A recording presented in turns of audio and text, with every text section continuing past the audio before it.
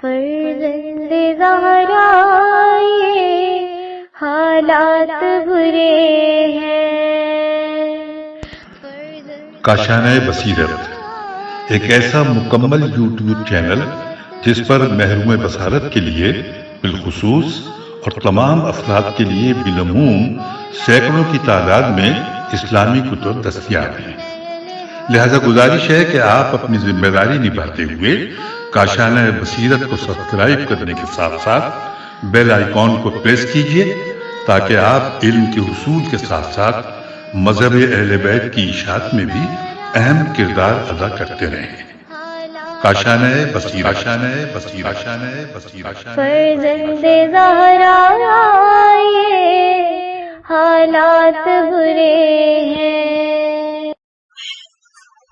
السلام علیکم۔ اب ہم کاشانہ بصیرت چینل پہ تفسیر القوثر فی تفسیر القرآن کی جلد دوم کی دوسری سورہ سورہ نساء، سورہ آل عمران کے بعد سورہ نساء ہے جس کی تفسیر شروع کریں گے۔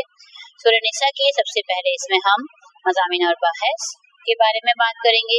ترتیب نزول کے اعتبار سے یہ سورہ ممتحنہ کے بعد نازل ہوئی، صرف آیت نمبر 58 مکہ میں نازل ہوئی، باقی سورہ مدینہ میں نازل ہوئی۔ اس کے مضامین اور مباحث۔ اس سورہ مبارکہ میں اسلامی معاشرے کی تشکیل کے اہم مراحل نظر آتے ہیں کہ دور جاہلیت کے بس ترین معاشرے کو اعلیٰ ترین انسانی معاشرہ بنانے کے لیے بتدریج کس قسم کی حیرت انگیز حکمت عملی اختیار کی گئی اور جاہلیت کے آثار پر مشتمل کثیف ملبے کو ہٹا کر اس کی جگہ ایک جامع اور انسان ساز معاشرے کی بنیاد کس طرح رکھی گئی۔ اس طرح ہمیں انتہائی تکالیف اور مشکلات پیش آئیں، بے شمار مار کے سر کرنے پڑے۔ جس معاشرے میں خون انسان کی حرمت کا کوئی قائل نہ تھا، اس میں مال مسلم کو بھی خون مسلم کے برابر حرمت مل گئی۔ مسلمان کے مال کو وہی حرمت حاصل ہے جو اس کے خون کو ہے۔ چنانچہ یتیم کے مال اور دیگر ناجائز طریقوں سے لوگوں کے اموال میں تجاوز و تصرف کو ممنوع قرار دیا گیا۔ اب اس میں پوائنٹس ہیں۔ پوائنٹ نمبر 2 ہے جاہلانہ معاشرے میں وراثت کی تقسیم میں طاقتور کو بڑا اختیار حاصل تھا اور کمزور کو محروم رکھا جاتا تھا۔ اسلام نے عدل و انصاف کی بنیاد پر میراث کی تقسیم اور انسانی تقاضوں کے عین مطابق بنایا۔ نمبر 3، قرآن نے عدل و انصاف اور احترام و عدالت پر مبنی نظام قائم کرنے کے لیے مرد و زن کی تفریق کے پرانے فرسودہ تصورات کو با یک جنبش کر مسترد کرتے ہوئے مرد و زن کو ایک تنے کی 2 شاخیں قرار دیا، کیونکہ دونوں نفس واحدہ سے خلق ہوئے ہیں۔ اس صفحے پر جو حوالے جات ہیں وہ بحار الانوار 29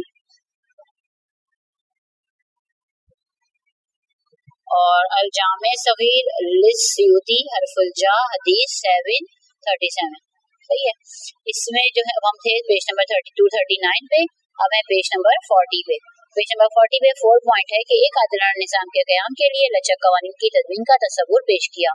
ان اللہ یأمر بالعدل والاحسان، یقیناً اللہ عدل و احسان کا حکم دیتا ہے، حتیٰ کہ ایک سازشی یہودی کے ساتھ بے عدالتی کو بھی قرآن نے بہتان اور گناہ عظیم قرار دیا ہے۔ نمبر 5 پوائنٹ ہے اس سورہ مبارکہ کے ذریعے مسلمانوں میں قیادت کی اطاعت کا شعور پیدا کیا گیا، جماعتی نظام و نسق قائم کرنے کے لیے دستور فراہم کیا گیا، اطاعت اولی الامر۔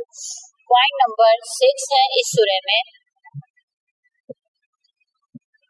عہد کی شکست کے بعد پیش آنے والے نامساعد حالات کا مقابلہ کرنے کے لیے مسلمانوں کو بیدار رہنے کی تلقین بھی موجود ہے۔ پوائنٹ نمبر 7 ہے اس سورہ میں آئینی نظام کی تشکیل و تنظیم کے لیے رہنما اصول اور ازدواجی قوانین نہایت جامع صورت میں پیش کیے گئے۔ پوائنٹ نمبر 8 ہے اسلامی اخلاقیات کا ایک قابل توجہ حصہ اس سورہ مبارکہ میں مذکور ہے۔ پوائنٹ نمبر 9 معاشی مسائل پر بھی توجہ دی گئی۔ اور پوائنٹ نمبر 10 ہے آخری پوائنٹ کہ تعزیری قوانین کا ایک معتد حصہ اس سورہ میں موجود ہے۔ معین عین تا دال معتد حصہ اس سورہ میں موجود ہے۔ بسم اللہ الرحمن الرحیم۔ یا ایھا الناس اتقوا ربکم الذی خلقکم من نفس واحدة وخلق منها زوجها وبث منهما رجالا كثيرا ونساء واتقوا الله الذي تساءلون به والأرحام إن الله كان عليكم رقيبا۔ اے لوگوں اپنے رب سے ڈرو جس نے تمہیں ایک جان سے پیدا کیا اور اسی سے اس کا جوڑا پیدا کیا، ان دونوں سے بکثرت مرد و عورت بریکٹ میں روئے زمین پر، اس کے بعد بریکٹ کے بعد ہے پھیلا دیے، اور اس اللہ کا خوف کرو جس کا نام لے کر ایک دوسرے سے سوال کرتے ہو، اور قرابت داروں کے بارے میں بھی پرہیز کرو، بے شک تم پر اللہ نگراں ہے۔ تشریحی کلمات ہیں۔ نفس نون فا سین، کسی شے کی ذات کو نفس کہا جاتا ہے جس سے انسان کی ذات تشکیل پاتی ہے۔ اس صفحے پر جو حوالے استعمال ہوئے ہیں سورہ نحل آیت نمبر 90، اب ہمیں صفحہ نمبر 241 پہ۔ وہ انسان کا نفس ہے یعنی روح و جسم کا مجموعہ، البتہ صرف روح کے لیے بھی نفس کا استعمال کثرت سے ہوتا ہے۔ بسا با سا سا متفرق منتشر پراگندہ، زوج زا وا جیم، جن چیزوں میں نر اور مادہ پایا جاتا ہے ان میں سے ہر ایک دوسرے کا زوج کہلاتا ہے۔ ارحام رحامیم، رحم رحم کی جمع، عورت کا رحم بطور استعارہ قرابت اور رشتہ داری کے لیے استعمال ہوتا ہے کیونکہ تمام اقربا ایک رحم سے پیدا ہوتے ہیں۔ رقیب راقبہ نگرم۔ تفسیری آیات۔ یا ایھا الناس، یہ خطاب تمام انسانوں سے ہے جن کا تعلق ایک ہی رب سے ہے۔ تمام انسانوں کا ارتقاء و تکامل اور ان کی تربیت مقام ربوبیت سے مربوط ہے۔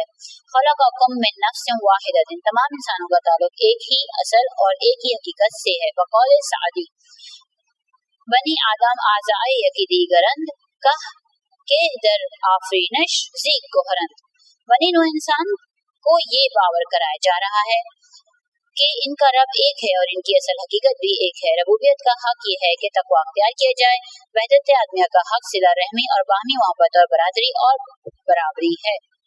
تمام افراد بشر کا تعلق نفس واحدہ سے ہے۔ یہ تصور ان بہت سے قدیم جدید المیوں کا حل پیش کرتا ہے جو طبقاتی، نژادی، علاقائی، لسانی اور رنگ و نسل کی تفریق کے باعث انسانیت کو درپیش رہے ہیں۔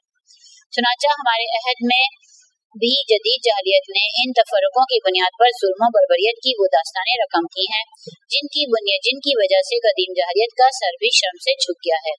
وَخَلَقَ مِنْهَا زَوْجَهَا، یعنی جوڑا بھی اسی نفس سے پیدا کیا، کسی اور نوع یا جنس سے نہیں۔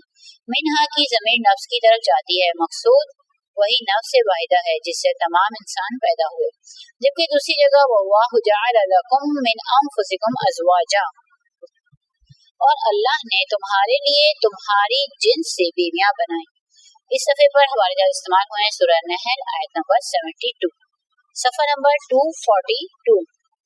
لہٰذا اس آیت میں یہ بات ثابت نہیں ہوتا اس آیت سے یہ بات ثابت نہیں ہوتی کہ حضرت حوا حضرت آدم علیہ السلام سے پیدا ہوئی ہیں، جیسا کہ کہا جاتا ہے کہ حضرت حوا کو حضرت آدم علیہ السلام کی پسلی سے پیدا کیا گیا۔ قرآن نے عورت اور مرد کو اصل واحد کے ساتھ مربوط کر کے عورت کو اس کے فطری اور طبعی حقوق دے کر الف قدیم جاہلیت کے اس فرسودہ تصور کو رد کر دیا جس کے تحت عورت سے اس کی انسانیت سلب کی گئی اور اسے نجس اور شر اور محض قرار دیا گیا۔ بے جدید جاہلیت کے اس ناپاک تصور کو بھی مسترد فرما دیا جس کے تحت عورت سے اس کی نسوانیت سلب کر کے اسے مردوں کی شبیہ قرار دیا گیا۔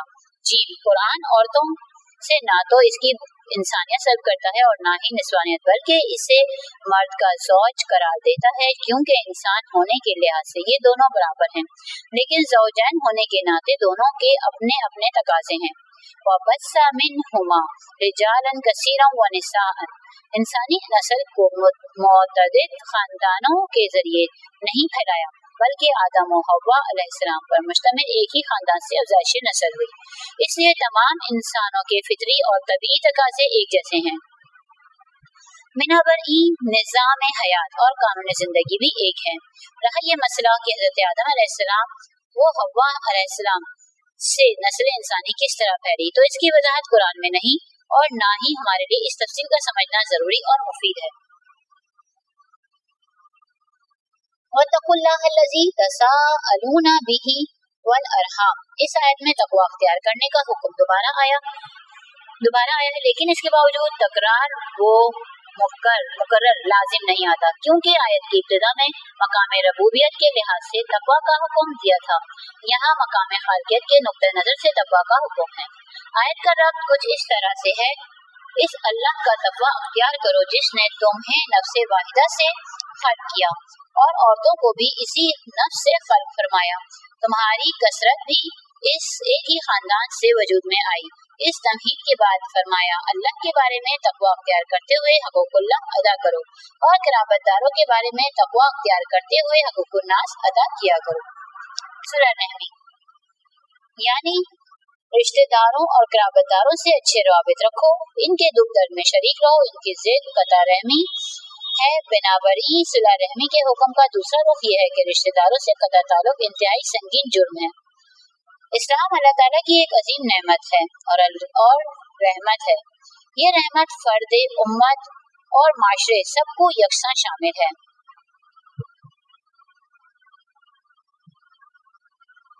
सफ़ा नंबर 243। इस्लाम के जामे निज़ाम हयात में कोई ऐसा गोशा नहीं मिलता जिससे इसका मुनासिब मकाम न मिला हो।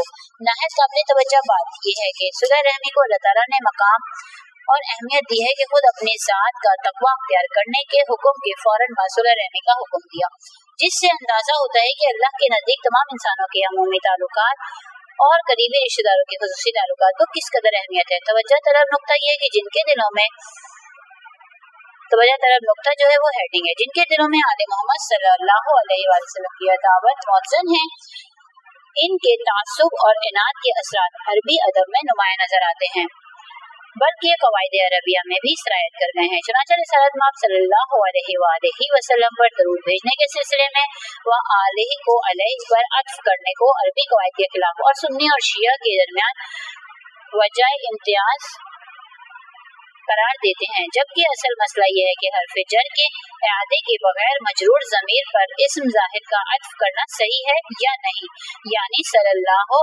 अलैहि व आलिही कहना दुरुस्त है या नहीं। अहले बसरा ऐसे अत्फ को हर्फ जर के इआदे के बगैर सही नहीं समझते, जबकि अहले कूफा, यूनस, अखफश, ज़ुजाज वगैरह इसे जायज और सही करार देते हैं। इस पर मौरिद बहस आयत से इस्तशहाद भी करते हैं कि हजरत इब्ने अब्बास और हजरत अब्दुल्ला बिन मसऊद, कासिम, मुजाहिदा, कतादा और दीगर मशाहिर ने इस आयत में वल अरहाम की मीम की क़राअत जर के साथ की है और मशहूर क़राअत सबा में हजरत हमजा की क़राअत बिल जर है, यानी हर्फ जर बा के इआदे के बगैर अल अरहाम को भी की ज़मीर पर अत्फ करके यूं क़राअत की है, तसाअलूना बिही व अल अरहाम वल अरहाम। अगर असहाब ताबईन की क़िरात नेज़ मुस्लिम और मतवातर क़िरात सबा की क़िरात से अरबियत साबित नहीं होती, तो क़िरात और अरबियत साबित करने का कोई और जरिया मौजूद ही नहीं, बल्कि जमहूर अहले सुन्नत का इस बात से इत्तफाक है कि 7 क़िरातों में से किसी एक क़िरात के साथ नमाज पढ़ना सही है। बिनाबरी जो बात सेहत नमाज के लिए काफी साबित हो, क्या वो सेहत अरबियत के लिए काफी नहीं है?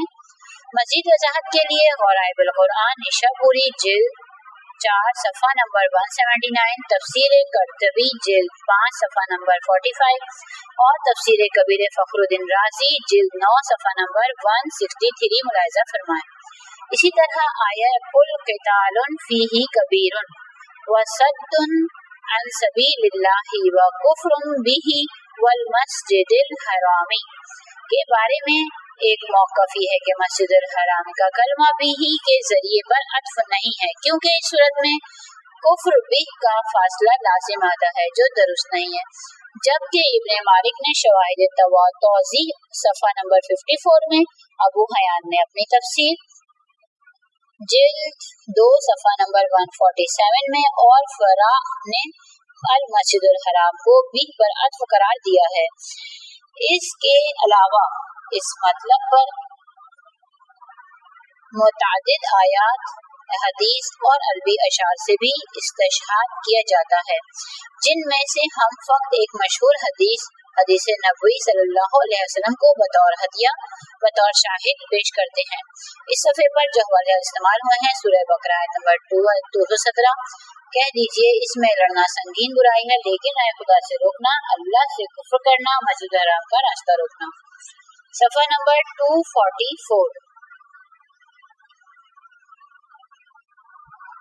رسول اکرم صلی اللہ علیہ وآلہ وسلم سے جو حدیث ہے وہ ہے المسلم من سلم المسلمون من لسانہ و یدہ، مسلمان وہ ہے جس کی زبان اور ہاتھ سے مسلمانوں کو کوئی گزن نہ پہنچے۔ موجودہ نسل اس کرۂ ارض پر موجودہ انسانی نسل اولین ارضی مخلوق نہیں ہے جیسا کہ عام خیال کیا جاتا ہے بلکہ اس سے پہلے بے شمار نسلیں گزر چکی ہیں۔ موجودہ نسل کی عمر تقریباً 8 یا 10 ہزار سال سے زیادہ نہیں ہے، جبکہ اب تک 1 لاکھ سال پرانی انسانی مخلوق کا کھوج لگایا جا چکا ہے۔ احادیث میں ہے، جناب رسول اکرم صلی اللہ علیہ وسلم سے روایت ہے، آپ صلی اللہ علیہ وآلہ وسلم نے فرمایا، ترجمہ پڑھ رہی ہوں حدیث کا، اللہ تعالیٰ نے فرمایا، میں رحمان ہوں، میں نے رحم کو خلق کیا اور اپنے نام سے اس کا نام بنایا، لہذا جو صلہ رحمی کرے گا میں بھی اس سے صلہ رکھوں گا، اور جو قطع رحمی کرے گا میں بھی اس سے قطع کروں گا۔ حضرت امام جعفر صادق علیہ السلام سے روایت ہے، شاید تمہارا خیال یہ ہے کہ اللہ نے تمہارے سوا کسی بشر کو خلق نہیں فرمایا، قسم خدا اللہ نے تم سے پہلے 10 لاکھ عالم اور 10 لاکھ آدم پیدا کیے ہیں، جن میں تم سب سے آخری آدم اور آخری آدم کی نسل ہو۔ اہم نکات، قدیم جاہلیت نے عورت سے اس کی انسانیت، جبکہ جدید جاہلیت نے عورت سے اس کی نسوانیت سلب کی ہے۔ نمبر 2 پوائنٹ ہے تقوی الہی کے ساتھ صلہ رحمی کا ذکر، اس کی اہمیت کی واضح دلیل ہے۔ وآتوا اليتامى أموالهم ولا تتبدلوا الخبيث بالطيب ولا تأكلوا أموالهم إلى أموالكم إنه كان حوبا كبيرا۔ اور یتیموں کا مال ان کے حوالے کرو اور پاکیزہ مال کو برے مال سے نہ بدلو، ان کا مال اپنے مال کے ساتھ ملا کر نہ کھایا کرو، ایسا کرنا یقیناً بہت بڑا گناہ ہے۔ صفحہ نمبر 244 پہ جو حوالے جات استعمال ہوئے ہیں وہ ہیں صحیح بخاری کتاب الایمان اصول کافی جلد 2 صفحہ نمبر 233، امام محمد باقر علیہ السلام سے روایت مصدق الوسائل جلد 15 صفحہ نمبر 244، مجموع البیان بحار الانوار جلد 3 صفحہ نمبر 25، بحار الانوار جلد 25 صفحہ نمبر 25۔ اب ہیں ہم صفحہ نمبر 245 پہ، تشریحی کلمات۔ الیتامہ، یتیم کی جمع ہے۔ یتیم وہ نابالغ بچہ جو شفقت فطری سے محروم ہو جائے، مجازاً ہر یکتا اور ہر بے مثل چیز کو یتیم کہا جاتا ہے، اس لیے گوہر یکتا کو درہ یتیمیہ کہتے ہیں، درہ یتیمہ کہتے ہیں۔ وہ ہے واو بے، وہ جرم کا ارتکاب کرنا۔ تفسیر آیات، وآتوا الیتامى اموالهم، یتیم جمع نابالغ ہوں تو ان کا مال ان پر خرچ کرو، اور جب بالغ ہو جائیں تو ان کا مال انہیں واپس کر دو۔ ولا تتبدلوا، یتیموں کے عمدہ اور اچھے مال کو اپنے برے اور ناقص مال سے نہ بدلو۔ ولا تأکلوا اموالهم، یتیم کا مال خرچ کرو، یتیم پر خرچ کرو اور اپنا مال علیحدہ کھاؤ، دونوں کو ملا کر کھانے سے کھانے پر زیادتی کا احتمال باقی رہتا ہے۔ اگر ملانے میں یتیم کے لیے کوئی ضرر نہیں ہے تو ملانا جائز ہے۔ وَإِن خِفْتُمْ أَلَّا تُقْسِطُوا فِي الْيَتَامَى فَانكِحُوا مَا طَابَ لَكُم مِّنَ النِّسَاءِ مَثْنَىٰ وَثُلَاثَ وَرُبَاعَ فَإِن خِفْتُمْ أَلَّا تَعْدِلُوا فَوَاحِدَةً أَوْ مَا مَلَكَتْ أَيْمَانُكُمْ ذَلِكَ أَدْنَىٰ أَلَّا تَعُولُوا۔ اور اگر تم لوگ اس بات سے خائف ہو کہ یتیم لڑکیوں کے بارے میں انصاف نہ کر سکو گے تو جو دوسری عورتیں تمہیں پسند آئیں ان میں سے 2-2، 3-3 یا 4-4 سے نکاح کر لو۔ پھر اگر تمہیں خوف ہو کہ ان میں عدل نہ کر سکو گے تو ایک ہی عورت یا لونڈی جس کے تم مالک ہو کافی ہے، یہ ناانصافی اور ظلم سے بچنے کی قریب ترین صورت ہے۔ تشریحی کلمات: تعول، عین واو لام اول، ظلم و جور۔ حاکم جب ظلم کرتا ہے تو کہتے ہیں عالل حاکم۔ صفحہ نمبر 246۔ تفسیر آیات: زمانہ جہالت میں قبائلی اور دیگر جنگوں کی وجہ سے اکثر بچے یتیم ہو جاتے تھے۔ ان میں سے جو یتیم بچیاں لوگوں کی سرپرستی میں آ جاتی تھیں وہ ان کے مال و دولت یا حسن و جمال کی وجہ سے ان سے شادیاں کر لیتے اور ان کے مال و دولت پر قابض ہو جاتے تھے، پھر انہیں طلاق دے کر گھر سے نکال دیتے تھے کہ اب یہ نہ تو نکاح کے قابل ہیں اور نہ ان کے پاس مال و دولت باقی ہے اور نہ ہی ان کا کوئی حامی و ناصر۔ قرآن نے اس جاہلانہ رسم و رواج اور یتیموں پر روا رکھے جانے والے ان مظالم کے خلاف سخت لہجے میں آواز اٹھائی اور مال یتیم کھانے کو دوزخ کی آگ سے پیٹ بھرنے سے تشبیہ دی۔ اس آیت شریفہ میں اس سلسلے کا حکم دیا جا رہا ہے، یتیموں کا مال ان کے حوالے کر دو، ان کے عمدہ مال کو اپنے ناقص مال سے نہ بدلو، ان کا مال اپنے مال کے ساتھ ملا کر نہ کھاؤ، یہاں تک کہ اگر بے انصافی کا خوف ہو تو ان یتیموں سے شادی کرنے سے بھی پرہیز کرو۔ ان کی جگہ دوسری عورتوں سے نکاح کر سکتے ہو، 2 3 3 اور 4 4 تک سے۔ ان عورتوں کے درمیان بھی عدل و انصاف شرط ہے، اگر انصاف نہیں کر سکتے تو صرف ایک ہی پر اکتفا کرو۔ مثنی و ثلاث و رباع، اس سے تعدد و زوجات کی حد بندی کی گئی کہ زمانہ جاہلیت کی طرح بے شمار بیویاں نہیں رکھ سکتے اور نہ ہی دیگر نظریات کی طرح صرف ایک ہی پابندی ہے، بلکہ 4 تک کی مشروط اجازت ہے کہ بیویوں میں عدل و انصاف قائم کر سکو تو اجازت ہے، ورنہ نہیں۔ شیعہ امامیہ کے ہاں اس پر اجماع قائم ہے کہ عقد دائمی میں 4 زوجات سے زیادہ جائز نہیں ہے، حتیٰ اگر چوتھی زوجہ کو طلاق ہو گئی ہے تو اس کی عدت میں کسی عورت سے عقد جائز نہیں ہے۔ اہل سنت کے ہاں بھی یہ مسئلہ تقریباً اجماعی ہے، صرف شوکانی، کنوجی اور دیگر چند لوگوں نے 4 سے زیادہ کو جائز قرار دیا ہے۔ تعدد زوجات اور عدل و انصاف: قرآن تعدد ازواج کی اجازت کو عدل سے مشروط کرتا ہے، لہذا اگر کوئی شخص تعدد زوجات کی اجازت سے فائدہ اٹھا کر ایک سے زیادہ بیویاں رکھے اور عدل کی شرط پوری نہ کرے تو اس سے یہ اجازت واپس لے لی جائے گی اور شرعی عدالت اس فیصلے کی مجاز ہے۔ اس صفحے پر جو حوالات استعمال ہوئے ہیں وہ ہے حاشیہ مراتب الإجاع بن تیمیہ، اجاع ابن تیمیہ،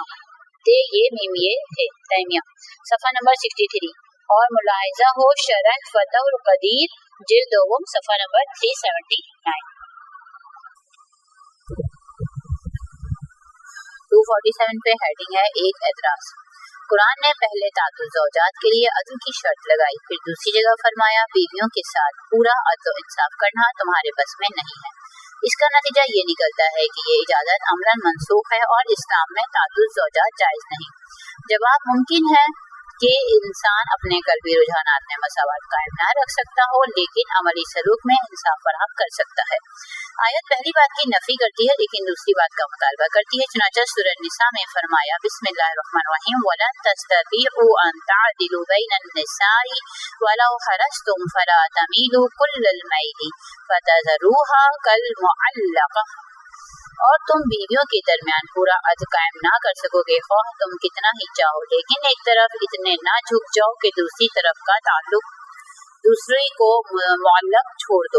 معلق کی طرح چھوڑ دو۔ یعنی اگر کوئی شخص اپنی چہیتی بیوی کے لیے جو وقت دیتا ہے یا جو وسائل فراہم کرتا ہے عملاً دوسری کو اس سے محروم نہ رکھے، یہی عدل ہے۔ ایک سے زیادہ بیویوں میں عدالت ممکن نہ ہونے کی صورت میں 2 حل پیش کیے گئے ہیں۔ الف، صرف ایک ہی بیوی پر اکتفا کیا جائے۔ ب، اگر ایک پر اکتفا کرنا ممکن نہ ہو تو لونڈیوں کے ذریعے مسئلے کو حل کیا جائے، کیونکہ لونڈیوں میں بعض ایسی سہولتیں موجود ہیں جن سے کسی پر ظلم و زیادتی لازم نہیں آتی۔ لونڈیوں سے نکاح کرنے کا حکم آئندہ بیان ہوگا۔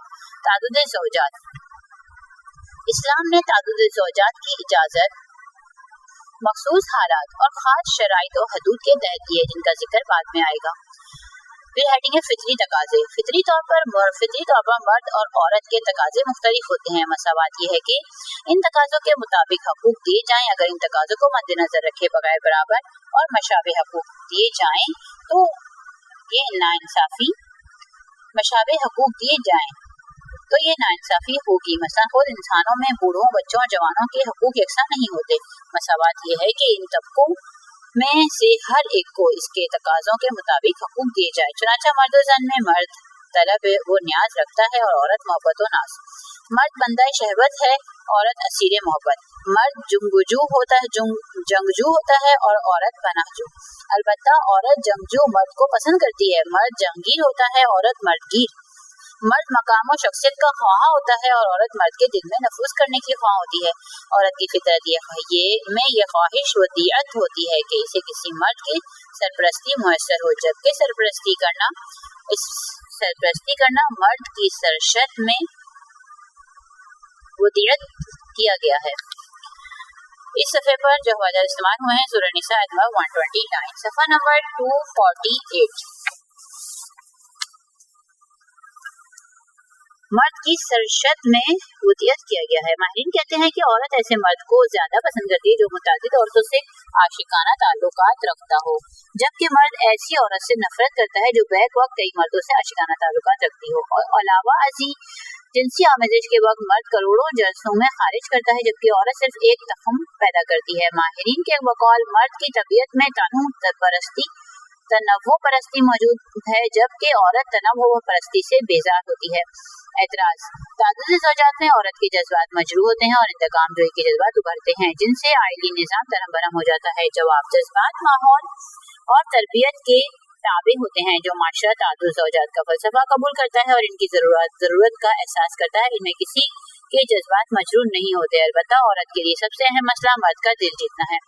जब मर्द किसी और औरत का दिल देता है तो औरत के लिए इससे बढ़कर और कोई शिकस्त नहीं होती कि वो मर्द का दिल जीत न सकी और किसी दूसरी औरत ने इस मर्द के दिल पर शबखून मारा।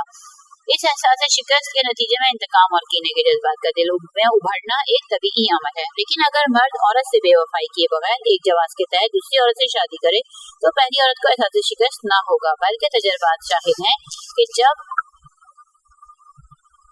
औरत को यह एहसास हो जाता है कि शौहर दूसरी औरत की एहतियाज रखता हो तो खुद इसके लिए ख्वासगारी का काम अंजाम देती है। एतराज करने वालों के अपने माशरे में मर्दों की जिनसी बेराहरवी खसूसन हम जिन्स बाजी से क्या इनकी अपनी औरतों के जज्बात मजरूह नहीं होते?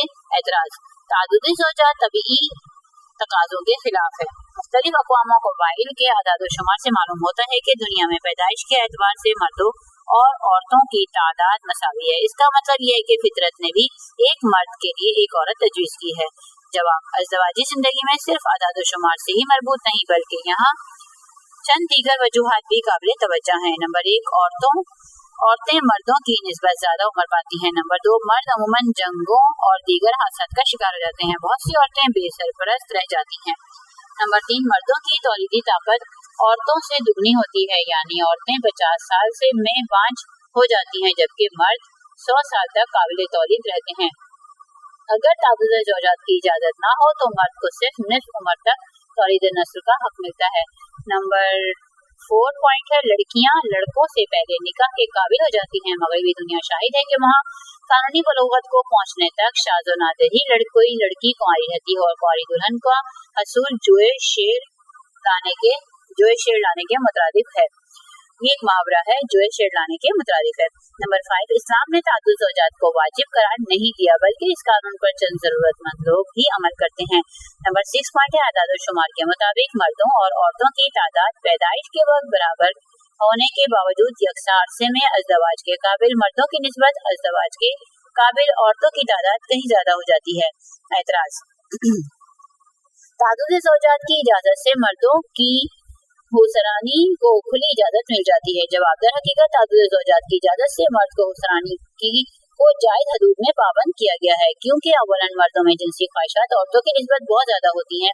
दूसरी तरफ औरत अपने औकात में से सिर्फ 1/3 वक्त में जिनसी ताल्लुकात के काबिल रहती है। मसलन अयाम हयात, अयाम हमल, अयाम विलादत, अयाम रज़ात और अयाम बीमारी वगैरह में वो जिनसी ताल्लुकात के काबिल नहीं रहती। यही वजह है कि जिन माशरों में तादुद ज़ौजात की इजाजत नहीं है वहाँ आए दिन हुसरानी की बदतरीन वारदातें पेश आती रहती हैं। बाज़ मगरिबी मुफक्किरीन ने एतराफ़ किया है कि मसीही माशरों में ज़ना को आम करने का सबब का सबसे बड़ा मोहरिक चर्च की तरफ से तादुद ज़ौजात पर पाबंदी आयद करना है।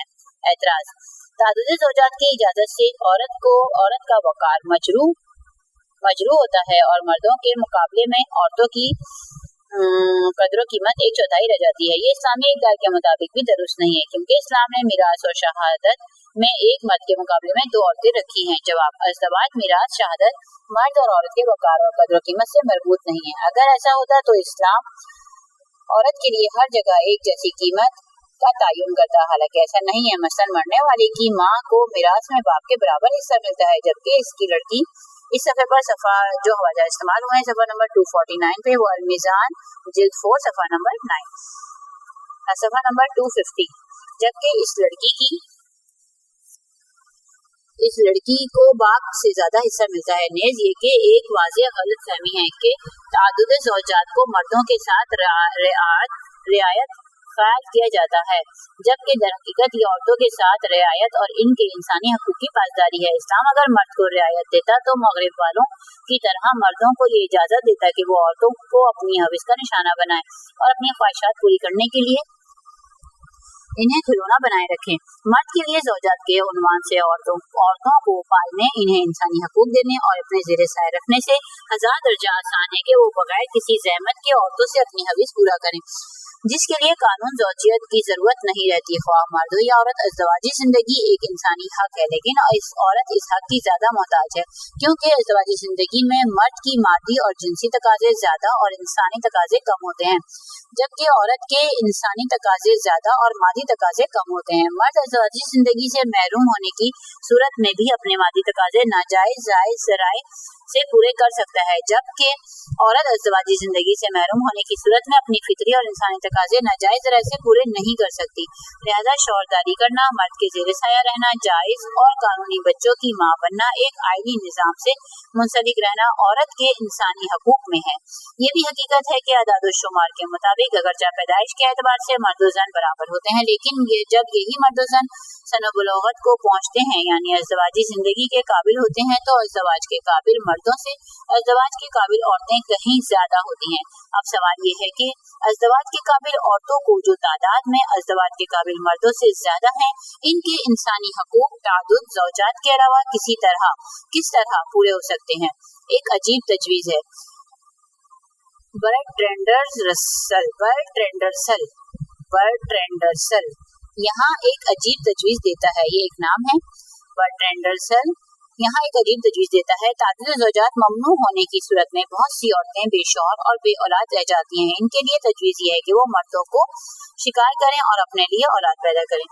इस सूरत में सवाल पैदा होता है कि इन बेसरपरस्त माओं और बेपितर बच्चों की सरपरस्ती कौन करेगा? ये बर्ट्रैंड रसल तजवीज़ देता है कि हुकूमत शौहर और बाप की जगह पुर करे। इस सफ़े पर जो हवाजा इस्तेमाल हुए हैं वो निज़ाम हकूक़ ज़न सफ़ा नंबर 381, सफ़ा नंबर 251।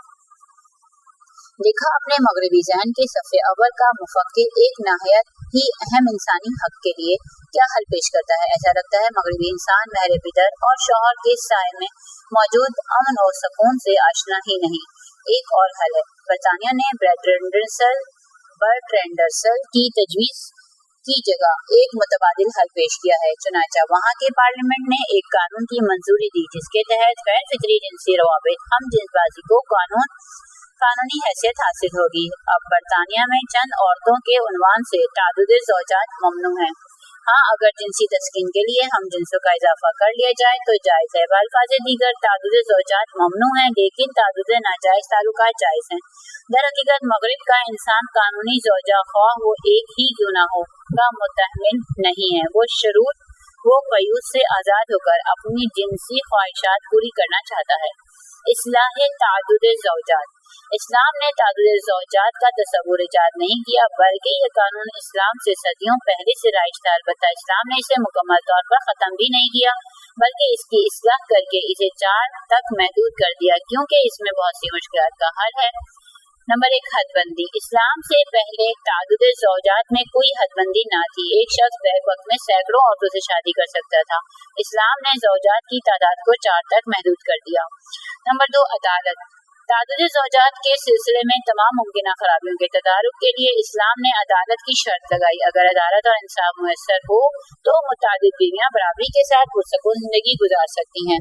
اور نظام خانہ درہم برہم نہیں ہوتا. خاتون اول میں نہ تو احساس شکست پیدا ہوتی ہے اور نہ ہی دوسری خرابیاں پیدا ہوتی ہیں. لیکن اگر انصاف اور عدالت میسر نہیں تو اسلام نے ایک سے زیادہ بیویاں رکھنے کی اجازت نہیں دی. نمبر 3 دیگر حقوق. ان حقوق میں مالی حقوق بھی ہیں. اما کہ مرد اگر ایک سے زیادہ عورت کے مصارف برداشت نہیں کر سکتا تو تعدد زوجات جائز نہیں. اسی طرح اگر حق ہم بستری ادا کرنے کے قابل نہیں ہے تو بھی تعدد کی اجازت نہیں. اہم نکات. نمبر 1 اسلام عائلی مسائل کا بہترین حل پیش کرتا ہے. نمبر 2 نظریہ تعدد زوجات مرد کی جنسی خواہشات کو جائز حدود میں محدود کرتا ہے. نمبر 3 تعدد زوجات سے عورت کی حق تلفی نہیں ہوتی بلکہ اس کے فطری حقوق کا تحفظ ہوتا ہے. صفحہ نمبر 252. نمبر 4 پوائنٹ ہے اسلامی قوانین کی بنیاد و اساس عدالت پر استوار ہے.